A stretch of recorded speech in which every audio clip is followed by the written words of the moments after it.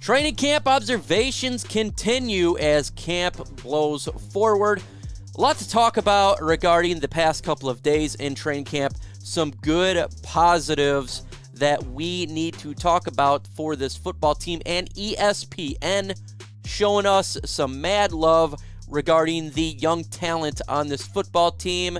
We're going to get into it. But before we get into today's video, if you're not a subscriber, hit that subscribe button right now. Trying to get to 4,000 subscribers. And if you like YouTube content, such as myself or Dosa Dion, Everything King, all of the Lions Nation Unite content contributors, then go ahead and subscribe. And Herman Moore, of course, and Chrissy.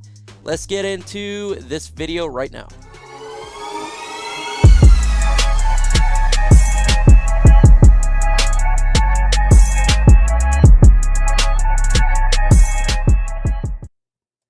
And as we get into this bad boy, we're going to do some quick notes from the scrimmage really quick. Always health update, really important to talk about. Jeffrey Okudah did not practice in the scrimmage, and that's okay. It's just a precaution, nothing serious there.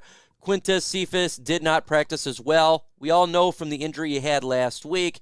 Again, I'm not too worried about it. Levi Onwuzurike is not practicing. Now, that's something that's more of an issue because he's had it from last year.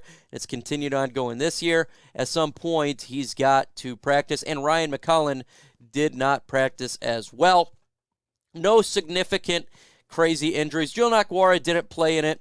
I think it's more of a precaution than anything regarding these injury fronts, in all honesty. I think that's what it is. But Levi is a little more concerning because he hasn't really been doing anything in training camp, and that started last year, so it kind of continues on. Really does suck from there. Folks, are you ever visiting LionsNationUnite.com, LNU Shop.com? You need to do so. Why? Because they got the latest and greatest gear, sweet shirts, hats, accessories, all sorts of cool stuff. You got to check it out to get some epic gear. Let's go ahead and talk about, we'll get into the scrimmage really quick. Jared Goff's been on fire. At the scrimmage, he's shown it. 4 touchdowns in those possessions. Now he sent one to Amon-Ra St. Brown, sent a touchdown to DJ Chark, and it just continues his ability to get the football to everybody, even Renzel's self. And this offense has been good for a while now in training camp. And I think it has many factors to do with the new scheme that we got from Ben Johnson, the confidence in Jared Goff, the weapons that surround Jared Goff. We're talking wide receivers, the injury-less team, because last year we were very injured. I think if you put all this bad boy together, this offense is springing in the right direction, and it has some liftoff going on, some good life. I think this is exactly what we needed to see in the scrimmage, them just go down the field and decimate. Now, what does it say about the defense? We could talk about that in a little bit more. But on offense, I love what I'm seeing from Jared Goff. I love what I'm seeing from these wide receivers. And DeAndre Swift continue to show his bursting speed, and he looks in much more physical shape, and it showed in the scrimmage. Now, the question is, will this be different when we go against another team? We face the Atlanta Falcons on Friday for preseason. That is going to be a big thing that we need to pay attention to.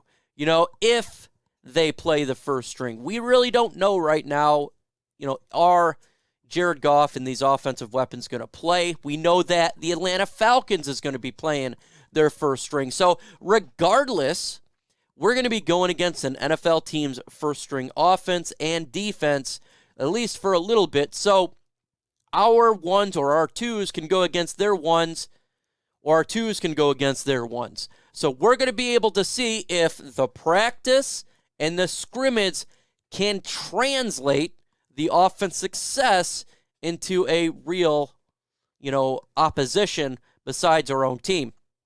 That's really, yet to be seen in what what we've been observing. I mean, it's because there hasn't been a game. So we'll find out on Friday, and I think that's really exciting. We get to actually see all this. And if you have not been to training camp, and I'm sure a lot of you haven't, or if you haven't been to the scrimmage like myself, and I'm reading about it and hearing it from Mark Orem and everybody else, we actually then get to see it on, TV. You can watch it yourself and see the improvements that this offense has made. I've been at training camp. They've improved in training camp, but it's not an actual game, so you just got to wait and see. So I think the wait and see approach till Friday, we'll see. But I do believe this team's looking good in training camp, and I do believe it's going to translate into a game.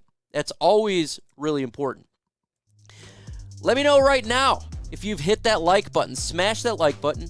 Let's get to, 100 likes. I think we could do that. It's pretty simple. If you haven't done so, you might as well. It helps push this video out there. Let's get her done. Malcolm Rodriguez continues to impress at, in the scrimmage throughout training camp, and now he's getting reps with the ones. And he's got the knack for speed. He has that spidey sense where he can react to a play and kind of know where it's at. He did it at a scrimmage, and it just continues to go on. Malcolm Rodriguez is rising on this football team. And you know me, best 11 out there. I like the younger guys. Will he actually be starting, in preseason or week 1 or any of that? Yet to be seen. I still have my doubts because of, the Chris Board or Alex Anzalone, Anthony Pittman, Derek Barnes. But if he's best, I want him to do it right now. In training camp, right now, in the scrimmage, he's flashing. So put him out there if he's the best one, because we need the linebacking core to get better. Aidan Hutchinson continue to impress. He's an absolute beast. And this is what we've needed to see from him. He continues to be dominant on that defensive line. It's really good to see him getting there. Terrific play, doing his athleticism there as he beat the offense on the screen, and he was attacking the offensive line. He also had to redirect his body and track down Craig Reynolds and stop him in practice. This is what you got with Aidan Hutchinson, an absolute beast. Now, Kirby Joseph, not really a whole lot on him. Ever heard a whole lot. Maybe he's still a little, slower getting acclimated to this. But Kirby Joseph, not a lot going on with him. Jameson Williams, obviously injured. There's nothing going on there. Really interesting. So we'll see going forward how this plays out. But right now, I can't wait to watch them in preseason, because right now in the scrimmage and in practice, doing good. Let's jump to the defense here. Austin Bryant, really good play. He showed up with another sack. That's what you want to see, folks. Austin Bryant, his rise started last year. He was injured for a couple years. He come in last year. He stayed healthy. And in training camp, he's been attacking, and he's making plays. I like it. I love it. It's really good to have a young player like him on here consistently making those plays. And it's actually really good. The Okudah-Harris battle continues going on. Again, Harris has some time there. Yeah, Harris, I feel like he's right now holding the lead over Jeffrey Okudah. That's crazy because he's a safety put to cornerback, but Harris had a good play again against Craig Reynolds, who we know is a pretty good running back there. Swept him down, took him down. Okudah wasn't practicing due to the injury, but right now from what I'm hearing, it does kind of look like Will Harris is going to win that position, maybe starting out for week 1. So right now I'd probably put him up right now above it. And again, we talk about the rest here. The special teams, Austin Siebert looks like he's winning this battle. I've been rooting for Riley Patterson. He's a little bit younger, but he's looking like he is going to be the guy to win the battle. And he's making his attempts. He's made every single attempt. And we're talking about a 41-40 another 41, a 44, a 50, 54, and a 62-yarder. That's pretty big for him in attempting these field goals. So Siebert's looking like the guy right now from special teams. Don't really know what's going on here with the backup offensive lineman position. There's still some things to be said regarding that, but it is what it is right there. So a lot of this stuff we'll have to just see in Friday and kind of probably all the way to preseason week 3. And ESPN showing some love to the Detroit Lions, moving that up to number 7th team in the NFL of players, talented players under the age of 25. Last year we were cheeks. We're talking about the back end, 10 worst before that. But now with Brad Holmes bringing in all these young talent from the draft, 2 drafts, and undrafted talent, and we're talking about players who are picked up in free agency that are young too, the Lions are starting to get some love from the ESPN.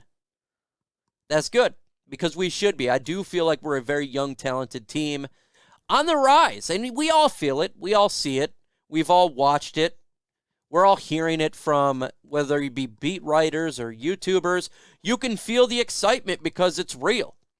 It's 100% real.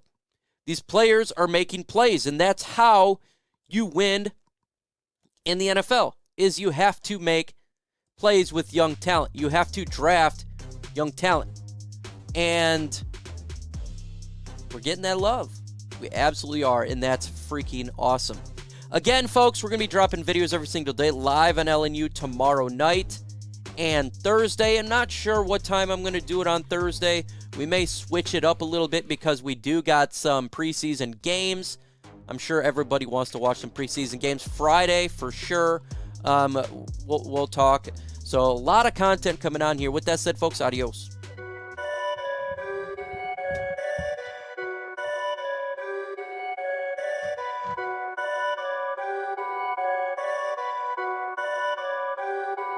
Perfect.